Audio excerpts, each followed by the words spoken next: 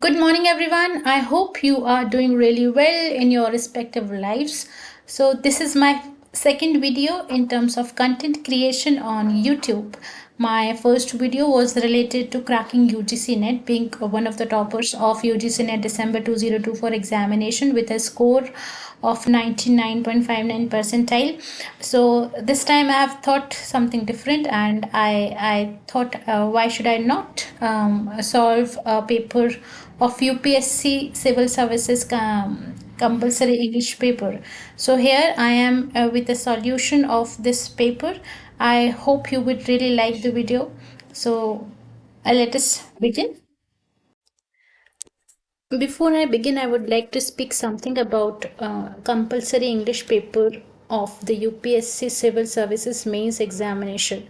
You all must be aware that there are 9 papers in total in the UPSC Civil Services Mains examination, and in order to qualify for the interview, you need to score well in all those 7 papers.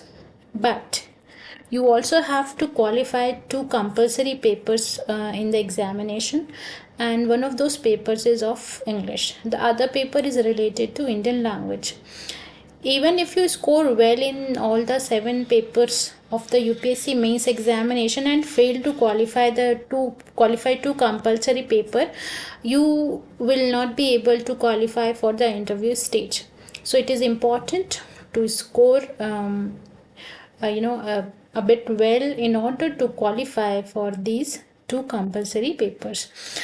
Before I move ahead, I would like to focus on the instructions given on this paper. So at the left side you can see there the time allowed for the paper is 3 hours, and the maximum marks awarded for the paper is 300. Let us now read the instructions.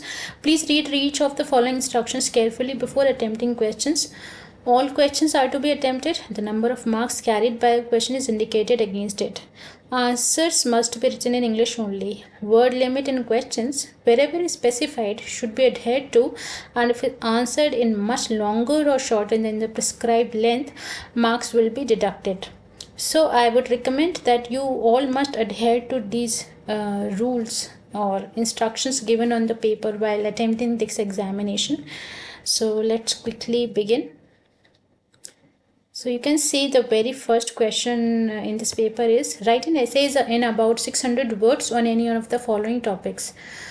The raw material of cinema is life, no man is an island, eating habits and lifestyle in contemporary India, folklore as a knowledge system. I would like to underline here that I have not included the answer of this question in this video, as the video would have been very long. Essay writing or essay is one of the separate papers in the UPSC mains examination. So I would like to make a separate video for the answer of this question. So let us begin with the second question.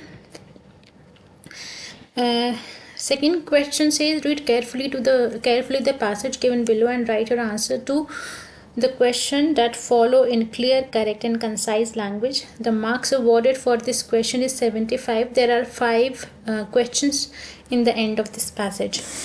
When you read this passage, you would come to know that the author talks about book. He talks about the difference between a good book and a bad one. He says how a bad book is loosely constructed and the paragraph tend to become more diffuse. Then he talks about how a good book summarizes itself as its arguments develop. Then he draw some examples from The Origin of a Species by Darwin, and then he talks about some of the signs related to bad or loosely constructed book. And one of the telltale sign of that bad book is that there will be missing arguments in that book. Then the author speaks about the responsibility of a reader while he reads a passage. A reader must know what kind of arguments are there, and if there are some arguments, can he provide some conclusions on the basis of those arguments, and whether those arguments are point out to further inquiry. Then he talks about how a logician differs from a common reader. He also speaks about how a logician, treat arguments, how he interpret arguments, and then he talks about some of the important rules related to the reading. There are three rules related to reading in this passage. The first rule is related to arguments, and it says it must involve some statements. The second rule talks about the kind of argument and how it helps us in recognizing the different kind of reasoning. The third rule is all about how an argument can be proved, whether it can be proved or not. And in this paragraph, he draws two examples from Galileo as well as one from William Harvey. In the end of this passage, he talks about self-evident propositions, and then he talks about tautologies, its meaning, and then he differentiates between a proposition and a tautology, and then he ends the passage while giving us an example of tautology. So this is all about this passage, and there are these five questions based on this reading comprehension passage. I believe if you go by the rules of reading while attempting this reading comprehension passage, you would be able to answer the questions on your own.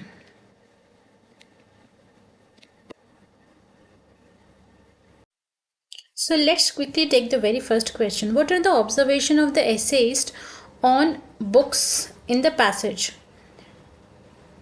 So if you go back at the very beginning of this passage, you will see that author talks about a book which is more loosely constructed, and he also talks about a good book. So here we will find the answer of this question in the beginning of these two passages. So the answer is, the essayist provides the comparison between a good book and bad one. A good book contains arguments and provides summary at the end of a chapter or section. The summary aids readers to interpret the book, whereas a bad book lacks coherence and arguments. It leads to confusion and lack of research on the part of reader. So this is the very first question's answer. Let's take the second question.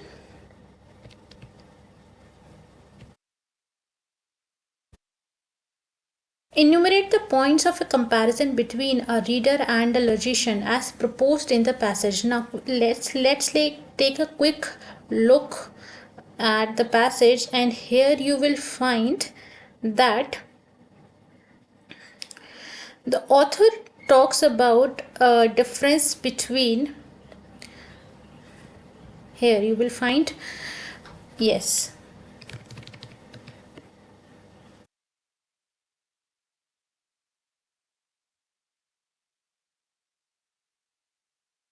you will see that you do not have to know about argument as a logician does. There are relatively few logicians in the world, for better or for worse. And then he also talk about they are intended for the general reader. So you will see here is the comparison is between the logician or a reader. It is not between logician or writer. So as per my observation, the answer would be, the passage proposes the comparison between a logician and reader, not writer. The essayist underlines that a logician understands the structure of argument unlike a reader. Most books can be comprehended by a general reader as no specialized knowledge is required to know and interpret arguments postulated by them. Let's take the third question.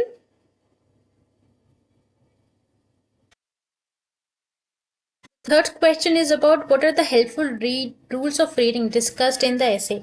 So, my friends, if you go back to the passage and look, you will find in the middle of the section the author talks about few rules related to the reading. This is the first rule related to reading, which is remember the very argument must involve a number of statements. This is the second rule related to reading, and here we will find that there is also the third rule of reading in the third place. So here is the answer for this question. The essay explains three rules of reading. First, every argument is made up of number of statements. These arguments help in reasoning, conclusion, and further inquiry. Second rule helps in determining the nature of argument, which aids in discriminating between inductive and deductive reasonings. The third underscores whether the author's assumptions are self-evident or need to be proved.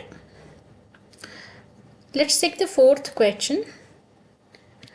What does the essayist mean by the phrase self-evident proposition? So in the end of this passage, you will find not only the meaning but also the example of self-evident proposition. So here he says, the author says he must assume what he says can be proved or otherwise evidenced, and what need not to be proved because it is self-evident. So this is the meaning of self-evident proposition. So what's the answer? Self-evident propositions do not need to be proved. These propositions cannot be negated by the reader or writer. They are also termed tautologies. So now we come at the end of this passage, and here we have the last question. According to the essay, what are tautologies? So at the end of this passage, you will find the meaning of tautologies. Here it has become commonplace to refer to self-evident proposition as tautologies. Here this is tautologies, and then you will also find the example of tautologies. Just for example, a father is a grandfather. So here is the answer. Tautologies convey general truth. They contain a statement or statements which convey a verbal rule. An example is father of a father is a grandfather. So I hope I am clear on these questions. Based on reading comprehension, if you read this passage carefully and apply the method of reading, you will be able to find out the answers of these questions on your own.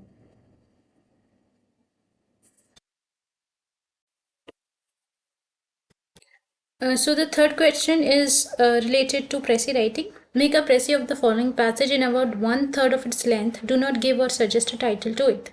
The précis should be written in your own words.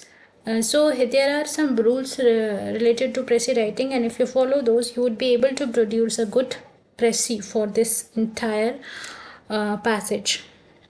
So this passage talks about individual soul, how it is an undeveloped entity, and how a soul is capable of developing itself, and how education of your conscious mind is important, your unconscious mind is important. And then he talks about the effort required to do so, and the reward for that effort is great. And then the author talks about man and his place in this world, and how the man sees itself in the progress of this world. And it also underlines that man is distinguished from other creatures by his seeking after a rule of life, a principle of progress. And then it says that it is by transforming ourselves we shall be able to transform the world. The soul of all improvement, it has been rightly said, is the improvement of the soul. So in order to improve the world around, one must be able to improve the soul. And then the passage here, life does not work according to any set programs. So it is like that life has to be lived without any sort of direction or map. And then the history of the past tells us that if we choose wrongly, we shall sooner or later will be eliminated. And then he talks about the importance of self-finding and how each of us can participate in the creation of a better world. And then it says how meditation, contemplation, and solitude help a person in reaching towards his higher goals. And then in the end of the passage, the author talks about moral life, its significance, and he suggests to stay away from impulsiveness and quick reactions. And then he says how crude material, here crude materials means the desires of a human nature, and that can be shaped to achieve his spiritual ends. And then he say that each man sees the world from a different angle from that of his fellow, and we as an individual, it is our responsibility to understand and recognize, here it is written to recognize its nature and believing its possibility, and devise a plan of action, and without suffering and self-sacrificing others strive to realize it. And he also says that besides the line of conduct, a person should be able to contribute towards social preservation and harmony. Harmony here means happiness and peaceful existence. A line of conduct which is destructive of the human nature promotes discord, cannot be regarded as moral. And then he talks about the enrichment of life, and then the author says how uniqueness is an important quality, and then he talks about the law of moral progress. And in the end he says that we take up the individual need, we find that there are so many passions and impulse as the raw material of human nature.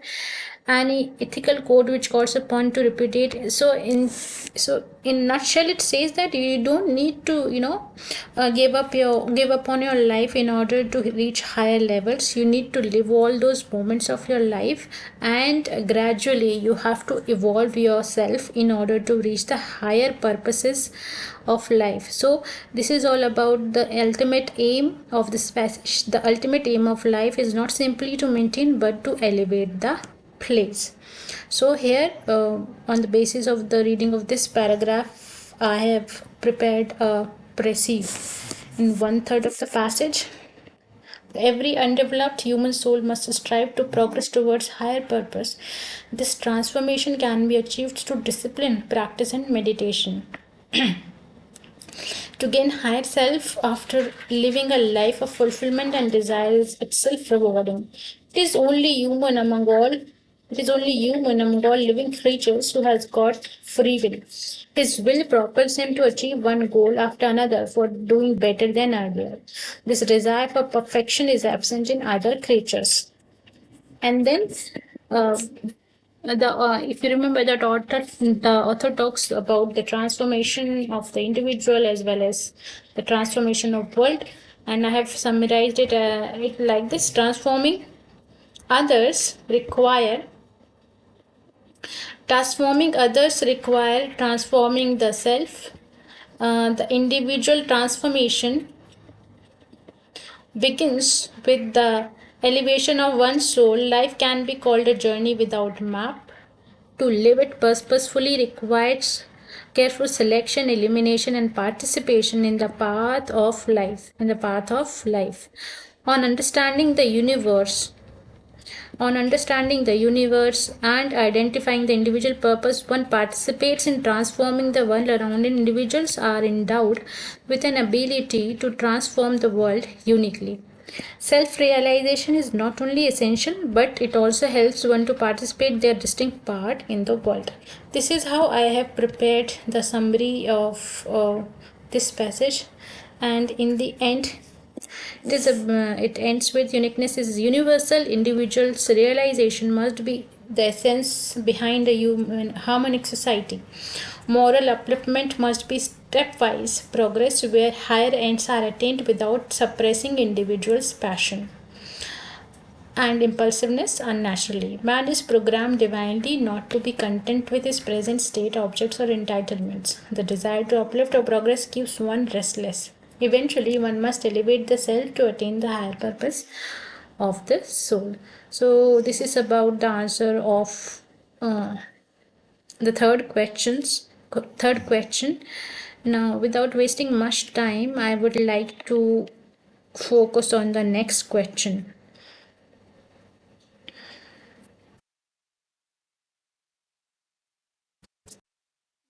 Question is based on grammar, and it says rewrite the following sentences after making the necessary corrections. Do not make unnecessary changes in the original sentences.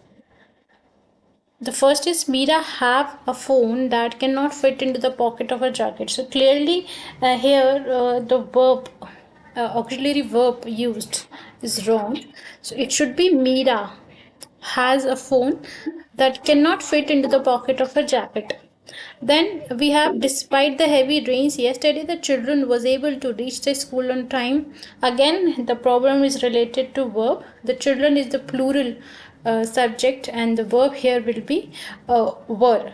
So it should be like this. Despite the heavy rains yesterday the children were able to reach the school on time. The next question, may I have another form? So this statement is correct except that the in the end there should be a question mark. So it should be may I have another form, and it should be like this, may I have another form. The next question is I catch them taking flowers from my garden yesterday. Grammatically it is a wrong usage. It is a sentence of simple past, and here this is a clue word, the yesterday. So here it should be I caught them taking flowers from my garden yesterday. The location of the films alternates from Mumbai and Chennai. Here the preposition used, here a preposition must be used, but here and is used as a conjunction, which is completely wrong. So it should be the location of the film alternates from Mumbai to Chennai. We cannot put off taking a decision any longer. It is an example of phrasal verb. So here it should be we cannot put aside taking a decision any longer. So here are the answer of these two. The location of the film alternates from Mumbai to Chennai, and we cannot put aside taking a decision any longer. So next to sentence, he is a honorable man. This is related to the articles of English grammar. So it should be he is an honorable man. Samir had food poisoning and had to had his stomach pumped. The correct usage of had to is not given here. So we have to, when you are using had to, here it should be have, not had. So the first with had to, you are supposed to use the first form of the verb. So Samir had food poisoning and had to have his stomach pumped. The local council is doing everything to help solve the water problem. So it is in this sentence the verb is used in a wrong manner. It should be like this. The local council is doing everywhere to help solve the water problem. What have you did to the laptop? When you use it, this is an example of present perfect in the question form. So here with present perfect you are supposed to use the third form of the verb. So the answer would be of these sentences would be Samir had food poisoning and had to have his stomach pumped. The local council is doing everything to help solve the water problem. What have you done to the laptop? So I hope I'm clear on this.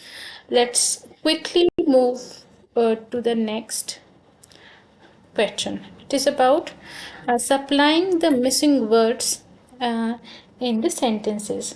So let's check it. So this question is about supplying the missing words in the blanks given. So the very first sentence is he was the best player dash the pitch in the first half of the match. So clearly a preposition called on can be placed here to complete the sentence. And if you observe all the sentences, you may see that prepositions can be applied in all these sentences. So next sentence is she broke the window to climb dash it. So you will apply another preposition here. She broke the window to climb down it. We got dash the train just in time. So many people may be confused in between using in or on here. So the correct usage of preposition here would be of on. We got on the train just in time. They cycled dash India from Kashmir to Kanyakumari. So the correct preposition here would be through. They cycled through India from Kashmir to Kanyakumari.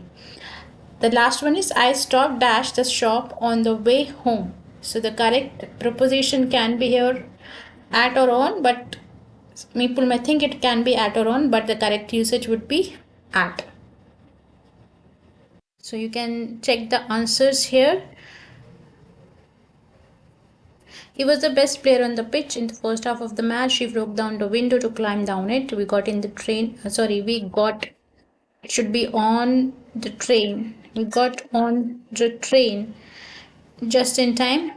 They cycled through India from Kashmir to Kanyakumari. I stopped at the shop on the way home. Let's look at the next question. It is about using the correct form of verb in the given in the brackets.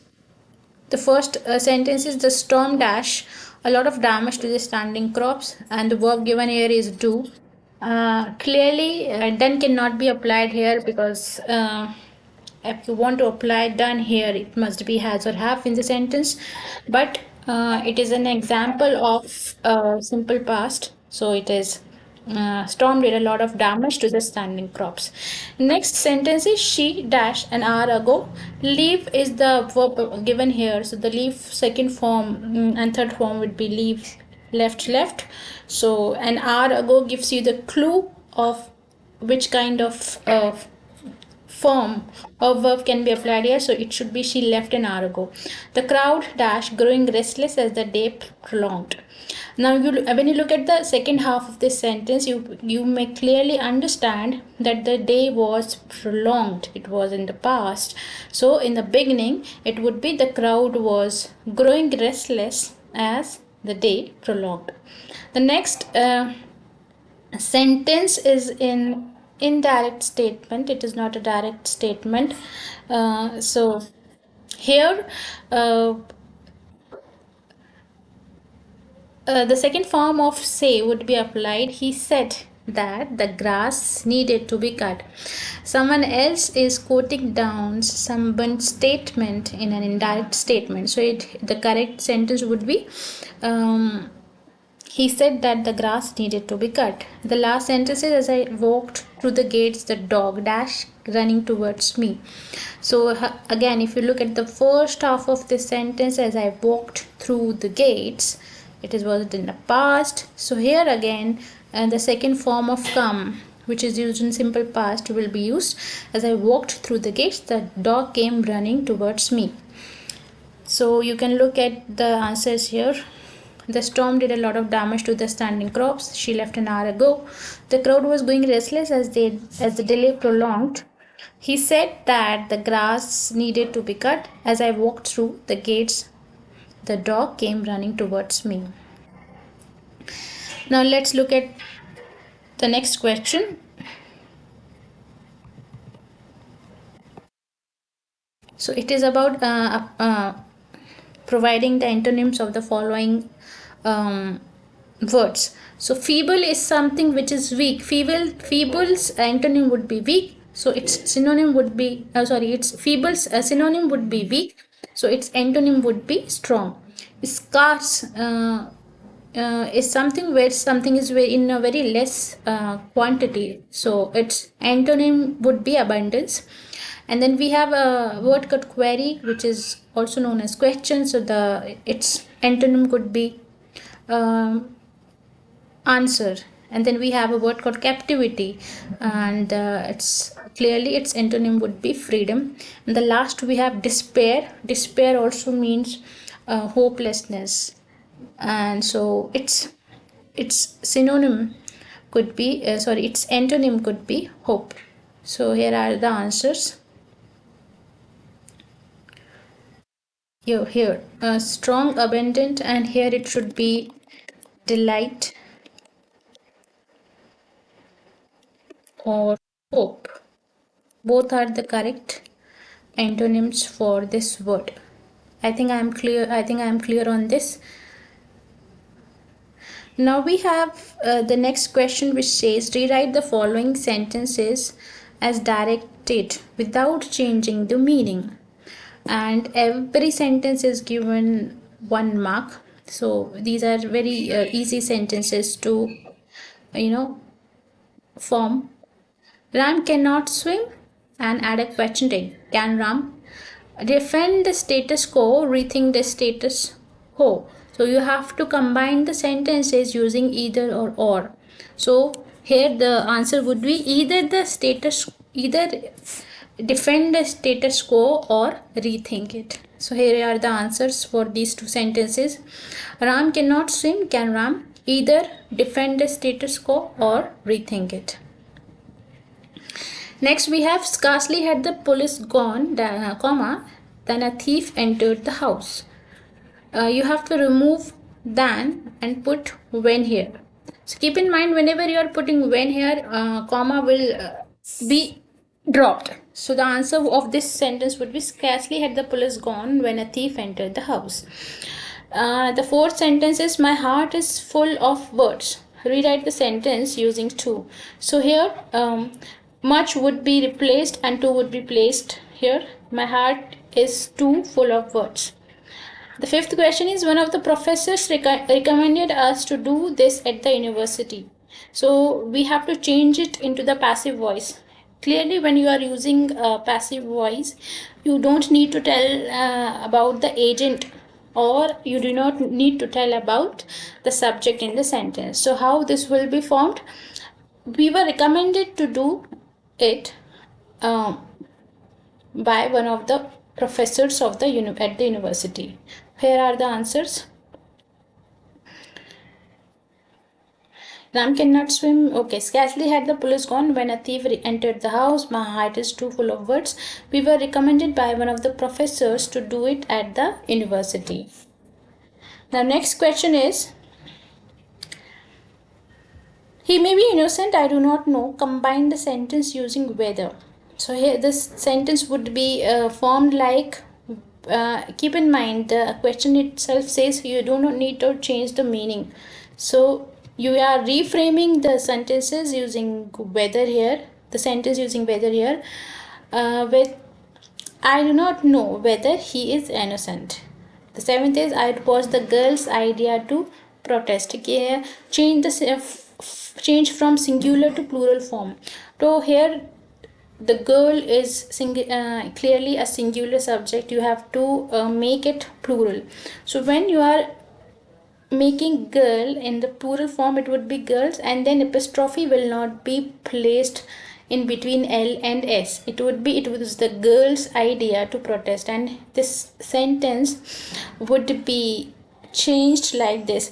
Here the important thing is to focus on the apostrophe, and it would be changed like this. It was the girl's idea to protest. She said, I have passed the examination. Now you have to change into the indirect speech. So clearly it would be she said that. Now she is quoting this statement in her own words. So she would say, she said that she had passed the examination. So here is the answer. She said that she had passed the examination. The next is, it all happened quickly, we hardly noticed it. So you have to combine the sentence using so. It would be like it all happened quickly, so we hardly noticed it. Or it can also be formed like that, we hardly noticed it. No, it would be the wrong usage. So it would be only like it all happened quickly, so we hardly noticed it. The last is, I cannot see It is very dark. Now keep in, and you have to combine the sentences using for. Keep in mind, for is also used as because in sentences. So meaning of for here would be because. So it would be like, I cannot see, comma, for it is very dark. Whenever you are using for, it is important to use comma before it. Whenever you are using for as a reason in a sentence, you also have to apply a comma before for. You can see the answer here like this. It all happened quickly, so we hardly noticed it. I cannot see, for it is very dark. Here for is acting as the reason, so it is important to place a comma before it. Or you can also say that whenever a comma is there before a for, it means it is because. The meaning of for after a comma is because. So I hope this is clear to you. So the next question follows like this. Use the following words to make sentences that bring out the meaning clearly. Do not change the form of the words. No marks will be given for the vague and ambiguous sentences. So clearly you have to use these words in their present form given here. You are not supposed to make it like seizing or grimming aspect or something like that. So the very first word is cease. Cease is used in the sense when something stops existing, then you can use the term called cease. And then we have surreal. It is used where you want to express something like magnificent. And then we have the term called grim, puppet, and image. So I think you must be aware of these terms. Puppet is a kind of doll which is controlled by someone else. And next is, now let us look at their answers. The bilateral talks may cease after repeated terrorist attacks. The view from the Himalaya was surreal. I could perceive the grim reality behind a friendly facade. The we are merely puppets in the hands of God. The image of the moon during eclipse was blood red. So you can see I have not changed the form of those words given in the question. So the next question is about choose the appropriate words to fill in the blanks. Okay, so the first sentence is, he looked very dash about his success in the examination. Compliment and complacent. So clearly, if you place compliment here, how you can look like a compliment? You don't look like a compliment. So it could be complacent. Complacent means very comfortable. So he looked very complacent about his success in the examination. Car crashes dash in factories. There are two words, simulated and stimulated. So stimulated is a kind of word that is used when there is an increase in something. So we will say that is stimulated. And simulated is a term is used in an environment where theories are tested. When an environment during a research is formed to test a theory or to test a project or something, then you use a word called simulated. So here would be car crashes are simulated in factories. One must not allow the fear of failure to inhibit. So inhabit means when you live in a place. Though example for inhabit can be the wild inhabit the southern part of the country, and inhibit means to prevent something. So it would be, one must not allow the fear of failure to inhibit.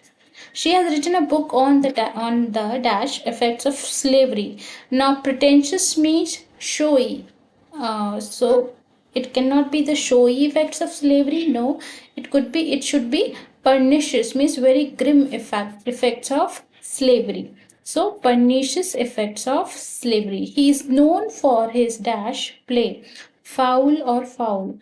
So here FOWL means a kind of bird. It is especially used for chicken. So chicken will not be uses of foul will not be appropriate here. So it would be foul play. It is a very easy sentence. So now we have the answers here. He looks very complacent about his success in the examination. Car crashes are simulated in factories. One must not allow the fear of failure to inhibit. She has written a book on pernicious effect of slavery or his foul play. Then we have the last question in this paper. and it is about use the following idiom phrases in sentences of your own to bring out their meaning clearly. So let us do it one by one. The first idiom or phrase is a piece of cake. When something is a piece of cake for someone, it is very easy. A piece of cake means very easy to do something. So, the answer for this can be he is an orator, so speaking in public is a piece of cake for him. Next is out of the blue. Out of blue means suddenly, when something happens suddenly, so it is out of the blue. So you can use it here. The class test was conducted out of the blue. Next is draconian law, and then we have on a razor's edge the rat race. Draconian law is a kind of a phrase used for the laws which are very ill, or which have very you know which are very